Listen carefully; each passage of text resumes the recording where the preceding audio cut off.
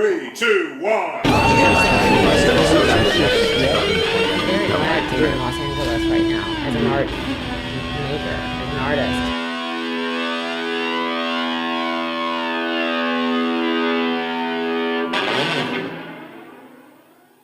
This was the thing that struck me most in the book, Kit, and I have to say shocked me most. I was so profoundly shocked by this that I told our grandchildren, Brian's here, who are 9, 7, and I didn't tell the 5-year-old. I think that would have been a bit much. But certainly the 7-year-old, who's the one that I can, all 3 boys, that I can have most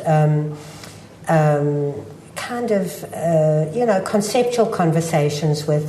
I described this to him. The kids are all focused on the internet, right? And all on the screen time, and it has to be monitored. And I read in your book that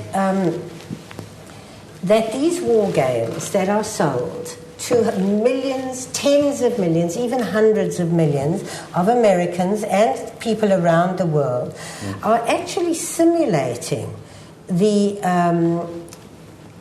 mechanics, the theatre of war that we were talking about earlier, and that they are used, and I want you to comment much more fulsomely than I'm able to do, but they are used both as recruitment devices, so to persuade young people to come into war, and then, this is the part that shocks me profoundly, that they are used then as, here are the video games you so enjoy. Come and join the army and play video games, but except that's real.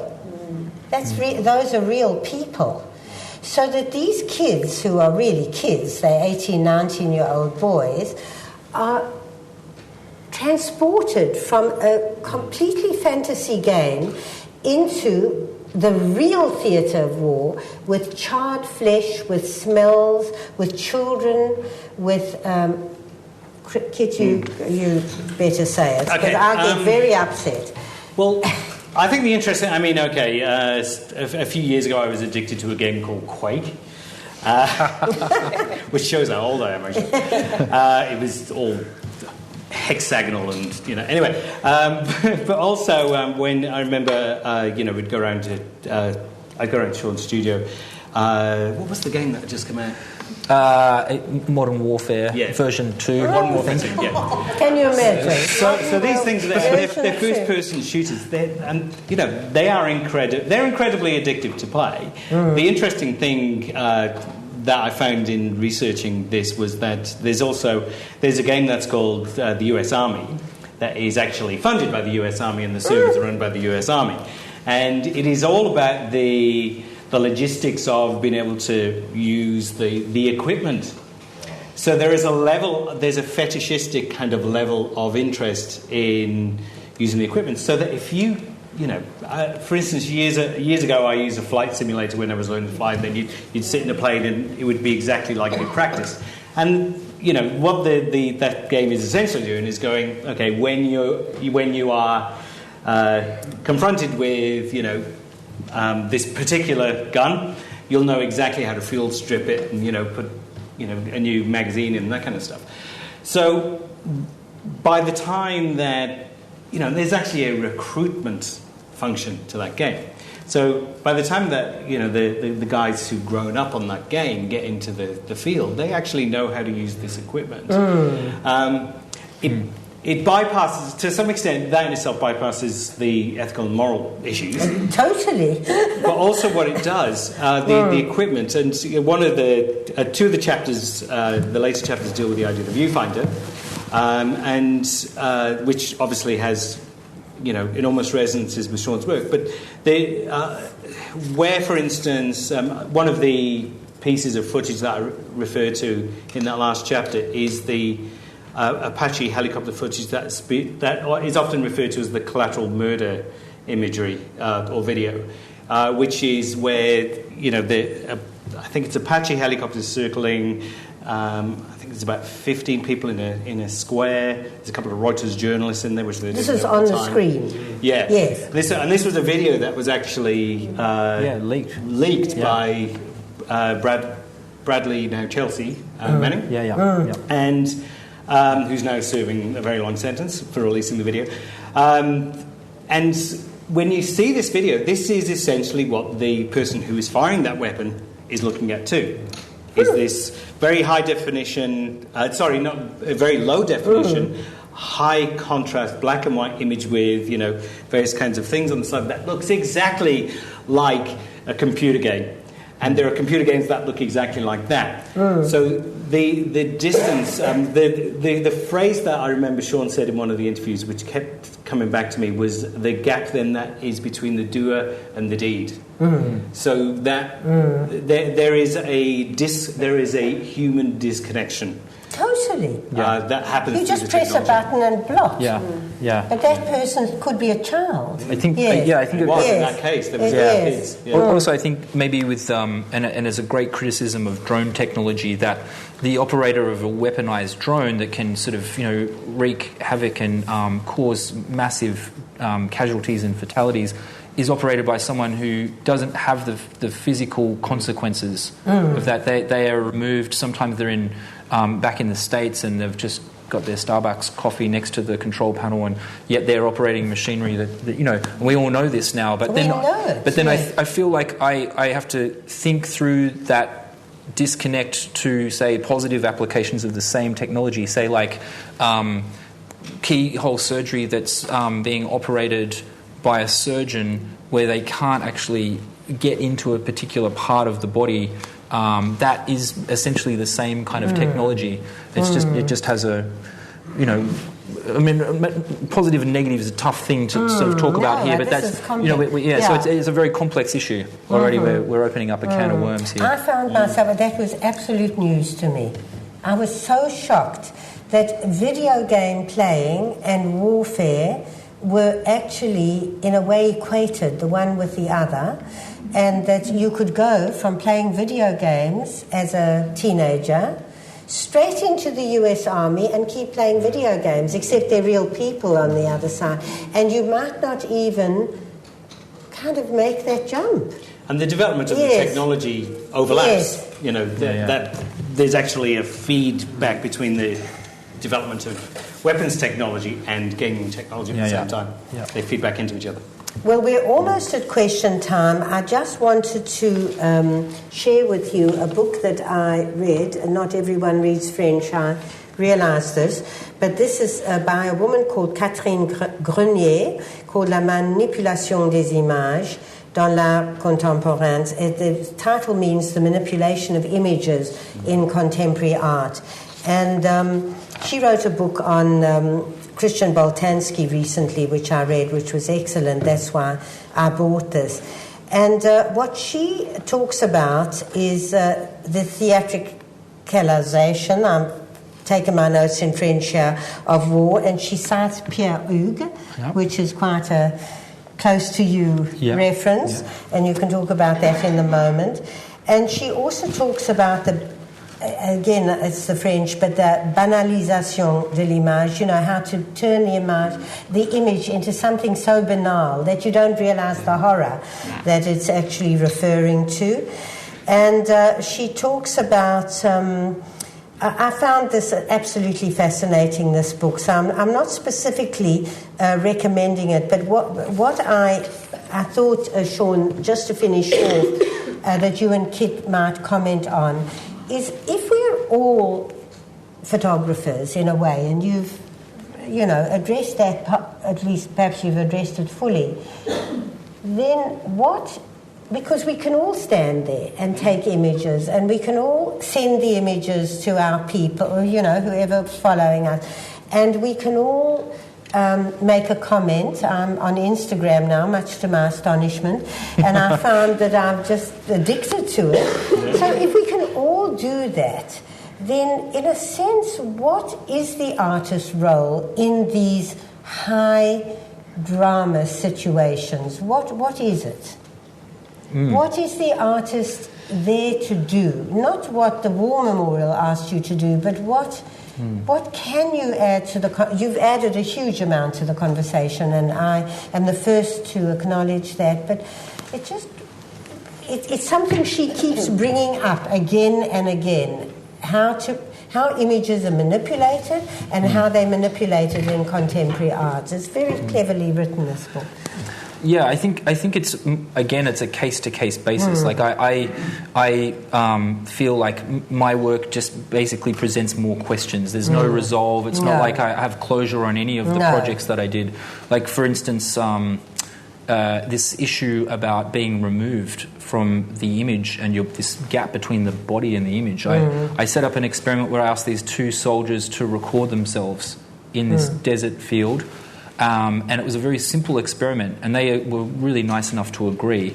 And they took it on with absolute kind of clarity and focus, as if it was a drill, as if their life depended on it, really. And this is just an example that I asked them to record each other. One soldier moved, and the other person mimicked or responded as quickly as they could.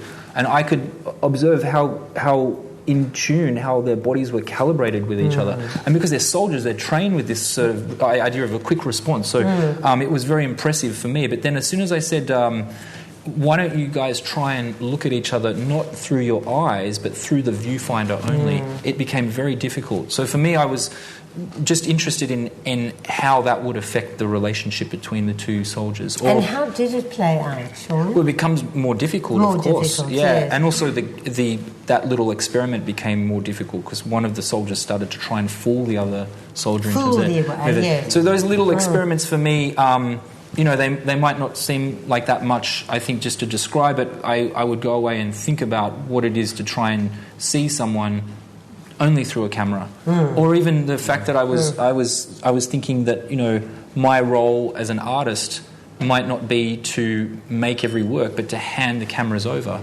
because the soldiers were effectively their best cinematographers, and so these kinds of issues I think I was having to deal with every time I got out a camera over there, and I really feel like I've only just proposed more questions. Well, I think that is the role of the artist, isn't it, at the end of the day? Yeah, Kit, what would you say to that? I mean... Well, definitely, I would agree that is your role, and I think that one of the... I mean, I think you're right on a case-by-case basis. I mean, you can look at a lot of the other artists, if you compare something like, Shaun and I have talked about this before, that someone like Ben Quilty has done with that particular role, something entirely different. So it is something that is on a case-by-case basis. I think one of the things that Shaun does, and this was the conclusion that I come to in that book, is... am I spoiling the end here? Is that essentially Shaun turns down the volume that we're used to getting in news reportage of the battlefield. That's a great way of putting it, yeah. And, I mean, for instance, the work that Shaun's done on athletes and sports people where, taking that fast edit approach that we're used to from the way in which sport is normally reported, and slowing it down so you can see the gesture and the movement. That's, essentially that process is repeated in very different ways, but with war. So what we get in this particular body of work is all of the noise is taken out. The volume is taken down. The idea of the hype and the hyperbole that comes with the news media is drained out, and we get to look at the medium.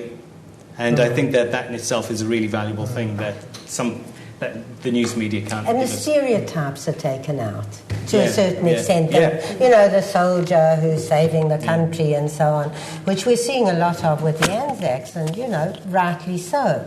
But there's another way of looking at it, isn't there? Also, Shaun and I talked earlier about the Turkish perspective on it. I mean, there were other people involved too, and they also lost people, not perhaps to the same extent, but you don't see that in the media. So that's really, I want to end on that, what the artist can bring, and I think Shaun fulsomely has brought. So I hope you've enjoyed the conversation, and we're going to open it to question now, but let's thank Shaun and Kit.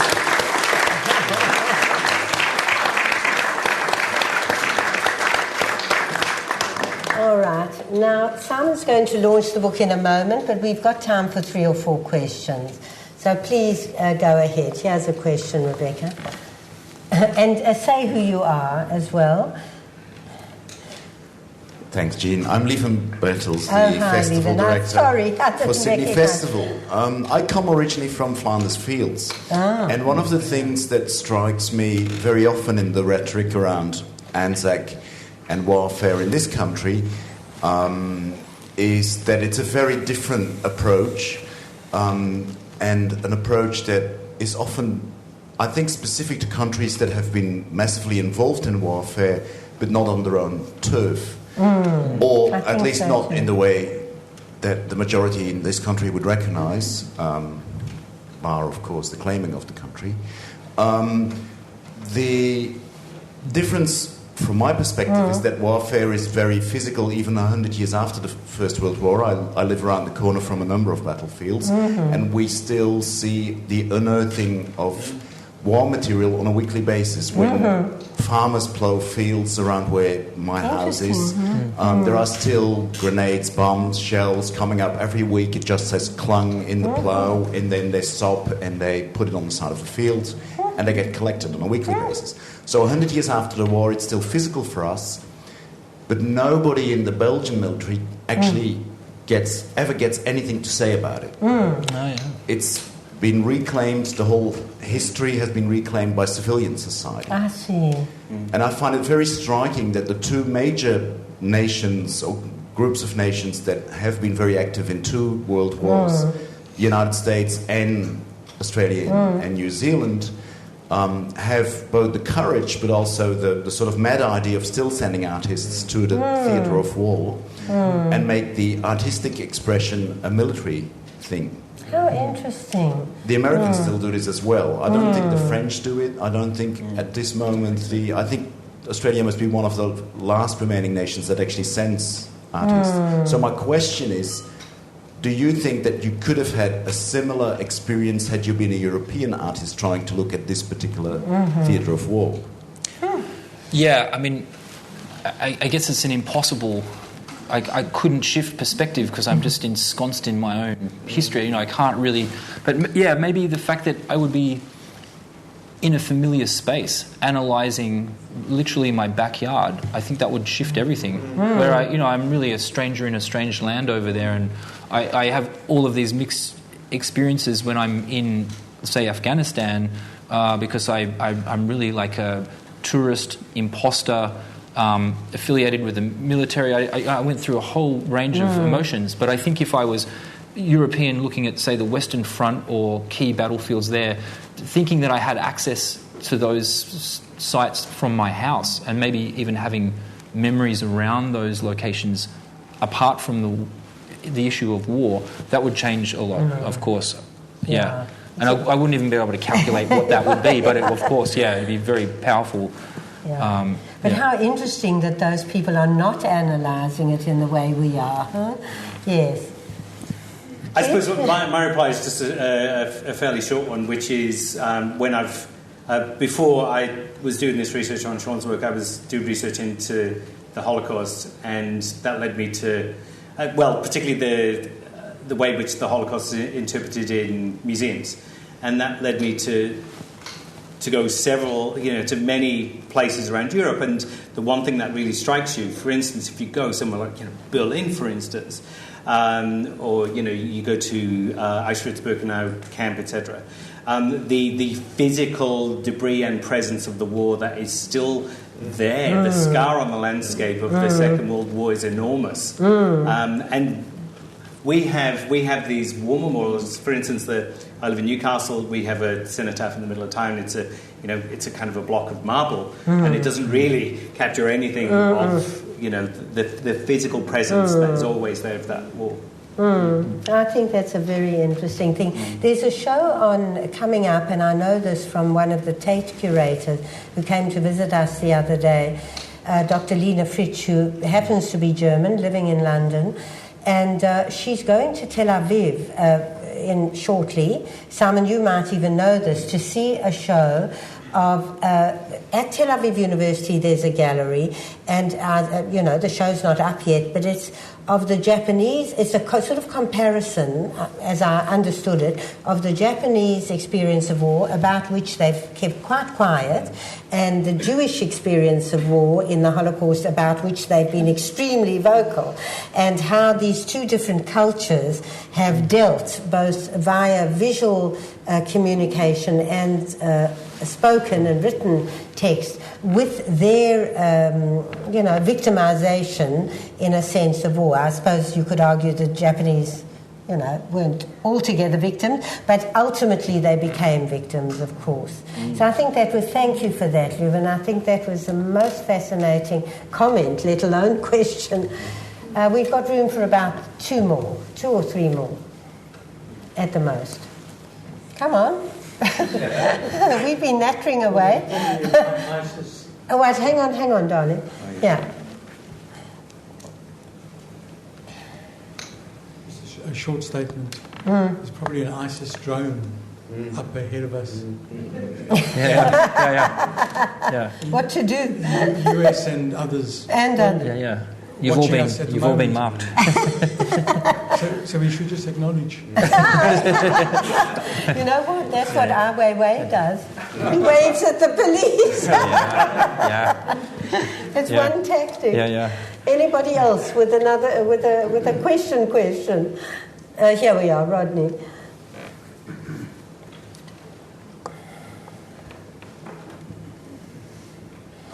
Thank you for the conversation. My comment really was that there is increasing discussion that the young in Australia, or the younger generation worldwide, do not feel that connected to or appreciate what happened.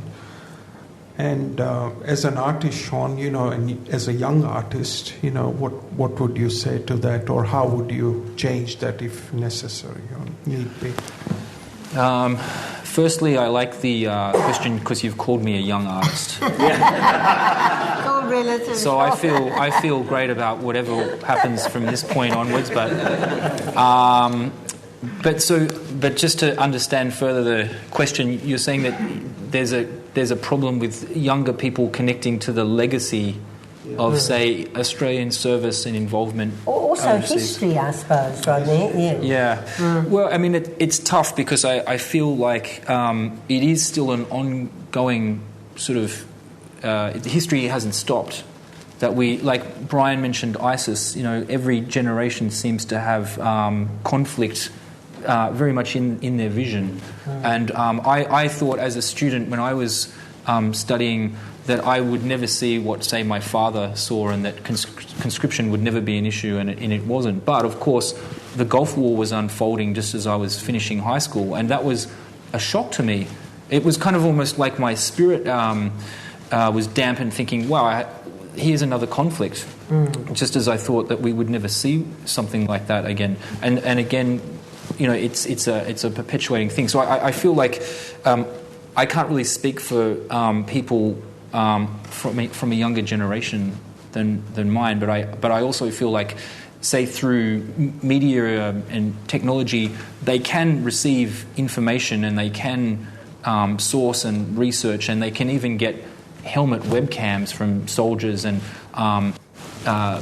civilians who are caught in the middle of some atrocious battles.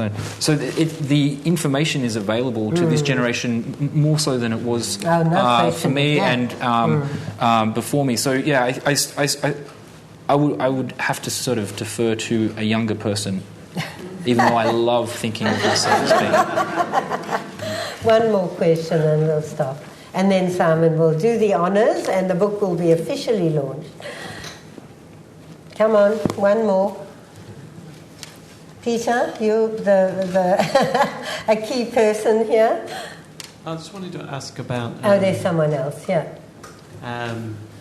Like magnet photographers, McCullen's talked about the heaviness he carries with him after a career of photographing war, and whether this is a similar heaviness that you would feel after experiencing war, and how your emotions have changed and where you might take that for the future. I know McCullen's looked back at the landscape and looked back at environmental issues, and whether that's something that you question now you've ultimately been to war.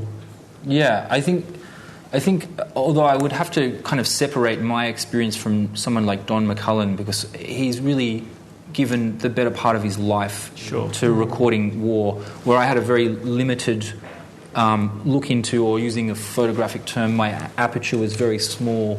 But what I saw was devastating, and it was extremely disturbing.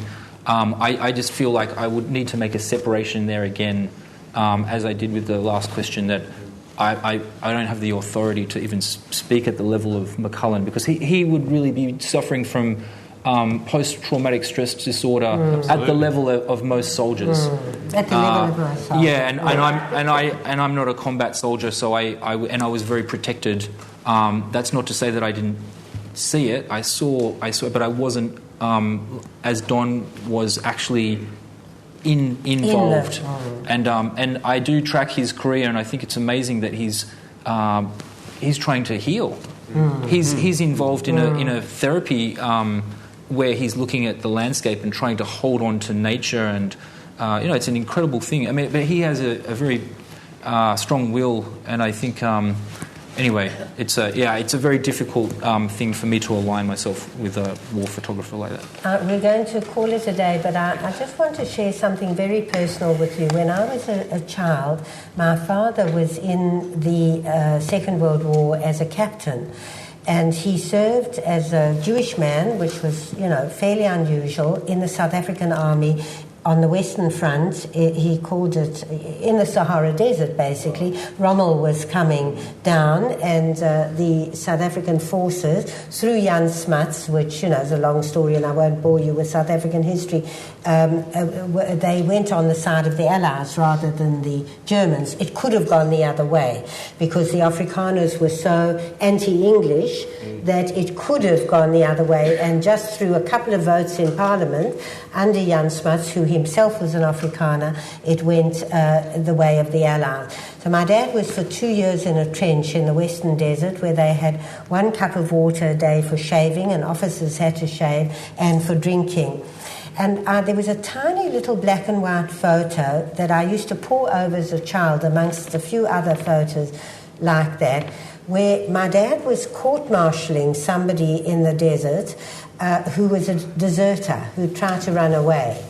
And he was, the officer in charge, and there was a desk in the middle of nowhere. And I asked him, what were you doing? And he said, well, there was a deserter, and we shot them. After the court-martial, there was a trial, and we tried to make it as fair as possible. But if people ran away, they weren't allowed to run away. And so we shot them. We shot our own people. And it's only as an adult that I realised the enormity of that. How did it feel to be standing there in the middle of the Sahara Desert, condemning one of your own people in such danger to death? So many stories, and so many ways into this.